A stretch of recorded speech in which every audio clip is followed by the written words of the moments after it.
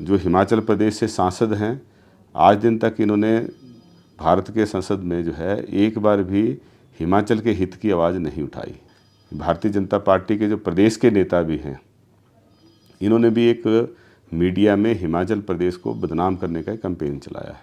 इनकी बुद्धि भ्रष्ट हो गई है कि ऐसी स्वतंत्रता आंदोलन की धरोहर को आधार बनाकर उसको मैनिपुलेट करके गांधी परिवार को टारगेट किया जा रहा है। देखिए, ये भारतीय जनता पार्टी और आरएसएस का शुरू से ही एजेंडा रहा है, क्योंकि राजनीतिक तौर पे कांग्रेस पार्टी को कमज़ोर करने के उद्देश्य से हमेशा गांधी परिवार को टारगेट करते हैं और इसी उद्देश्य से वो हर बार जो है नया कुछ न कुछ इशू ढूंढकर एक फैब्रिकेटेड स्टोरीज बना के जो है उनकी छवि को ख़राब करके पॉलिटिकल माइलेज उठाने की फिराक में रहते हैं।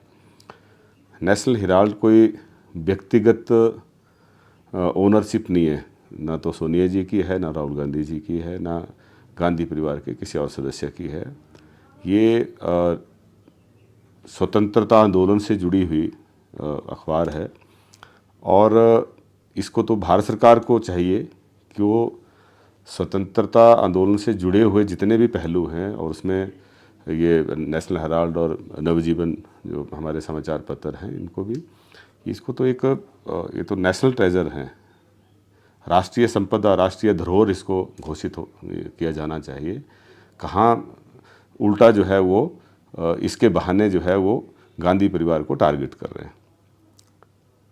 चाहिए ये था कि नेशनल धरोहर डिक्लेयर हो, घोषित हो, और उल्टा जो है इनकी बुद्धि भ्रष्ट हो गई है कि ऐसी स्वतंत्रता आंदोलन की धरोहर को आधार बनाकर उसको मैनिपुलेट करके गांधी परिवार को टारगेट किया जा रहा है।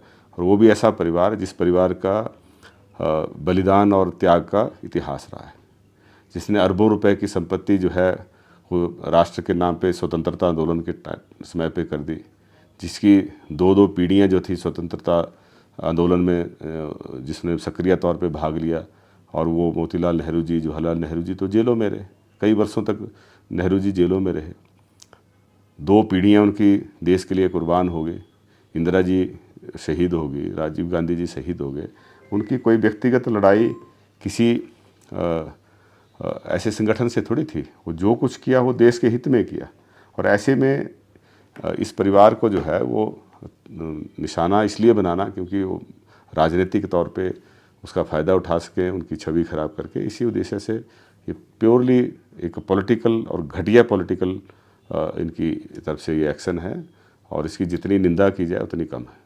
सर, हिमाचल भाजपा ने आरोप लगाए हैं कि जो पत्रिका 2008 में बंद हो गई, उसको 2.5 करोड़ रुपए की एड तो सरकार की तरफ से भी गई है। बंद कहाँ हुई है, तो चलती है। हमें भी आज भी पत्रिकाएं आती है, हर महीने आती है, हमने उसको सब्सक्राइब कर रखा है, हर महीने आती है, बंद नहीं हुई है और आज भी छपती है और सर्कुलेट होती है। तो विज्ञापन तो फिर सभी अखबारों का और सभी न्यूज़ चैनल का बंद करना पड़ेगा अगर ये उचित नहीं है। भारत सरकार को खुद पहल करनी चाहिए। मोदी जी के तो हर मिनट में 2 बार फोटो हर टेलीविज़न चैनल पे आते हैं, वहाँ से वो बंद कर दें और ये कह दें कि किसी मीडिया हाउस को जो है वो विज्ञापन नहीं देने हैं, तो प्रदेश सरकारें भी उसको फॉलो करेंगी।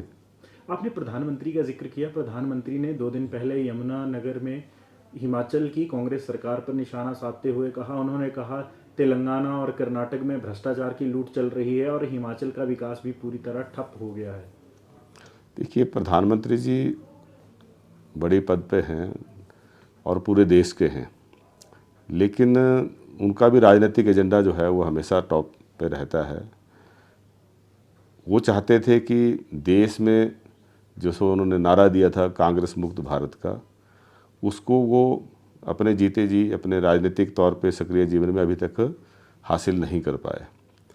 जब सीधे तौर पे हासिल नहीं कर पाए, कई जगह उन्होंने हमारी सरकारें जो मेजॉरिटी हमें मिली थी उनको तोड़कर अपनी सरकारें बनाने का गलत प्रयास किया, गलत तरीके से, और अब वो बस नहीं चल रहा है। तो फिर अब ये नया जो है ये एक नए तरीके से एक अभियान शुरू किया है कि जहाँ पे कांग्रेस की सरकारें हैं उनको बदनाम करो, और मीडिया हाउसेज भी कुछ एक मीडिया हाउस जो है वो उनकी पक्ष रखते हैं, हमारी बात ना तो जनता के सामने रखी जाती है, ना तथ्य जनता के सामने रखे जाते हैं।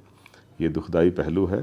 प्रजातंत्र में अगर यही एटीट्यूड कांग्रेस नेतृत्व का भी रहा होता तो आज भाजपा जन्म ही न ले पाती। तो ये प्रजातंत्र में दूसरे को स्वीकार करने के मादा चाहिए। और भाजपा ठीक है, सत्ता में केंद्र में है, लेकिन जहाँ कांग्रेस की सरकारें बनी हैं, हिमाचल प्रदेश में भी कांग्रेस सरकार को गिराने का प्रयास किया, वो सबके सामने है। 9 विधायकों को डरा धमका कर, लालच देकर अपने साथ जोड़ा किया। लेकिन हिमाचल की जनता के हम आभारी हैं जिन्होंने हमारे मुख्यमंत्री सुखविंदर सिंह सुक्खू जी के नेतृत्व में जो है अपना वोट दे के मोहर लगाई और दोबारा हमारी 6 सीटें जिताकर, हमारी संख्या पहले भी 40 थी और दोबारा से 40 पे पहुंचा दी। अब जब उसमें वो सफल नहीं हुए, ऑपरेशन लोटस इनका फेल हो गया, तो अब एक नया तरीका जो है, भारतीय जनता पार्टी के जो प्रदेश के नेता भी हैं, इन्होंने भी एक मीडिया में हिमाचल प्रदेश को बदनाम करने का कैंपेन चलाया है। और जो हिमाचल प्रदेश से सांसद हैं, आज दिन तक इन्होंने भारत के संसद में जो है एक बार भी हिमाचल के हित की आवाज़ नहीं उठाई, क्योंकि उनको जो टॉप लीडरशिप है भाजपा की, उनकी भी डायरेक्शन यही है कि आप हिमाचल की सरकार को बदनाम करो और ऐसा माहौल बनाओ जिससे लोग फिर हमें ही एक विकल्प के तौर पे देखें और कांग्रेस सरकार के खिलाफ होना शुरू कर दें। तो ये घटिया राजनीति जो है ये हिमाचल प्रदेश के लोग सहन नहीं करते हैं।